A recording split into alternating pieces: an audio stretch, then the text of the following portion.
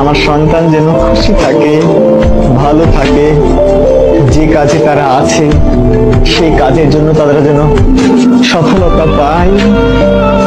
আর তুমি তুমি কি করছো? তুমি এখানে এসে খুবই আরামে আরামে দিন পার করছো তো? ও মেয়ে, তোমার কি বিবেক আছে? তোমার কি বিবেক আছে? তুমি কি একবারও তাদের কন্ট্রিবিউশনটাকে সামনে আনতে পেরেছো? কি বাবাকে ফোন দিতে চাইলা না? বাবার হার্ট অ্যাটাক করবে, ওই অনুভূতি তো আছে যে তোমার নিউজ, খারাপ নিউজ পেলে বাবা হার্ট অ্যাটাক করতে পারে। তাহলে কতটা যন্ত্রণা পেলে একটা মানুষ কলাপস করতে পারে, এই অনুভূতি আছে। কিন্তু নিজেকে সিরিয়াস করা যায় না যে 100% আমি আমাকে সম্পৃক্ত রাখলাম, এখন থেকে কোনোভাবেই এলোমেলো ভাবে সময় নষ্ট করবো না।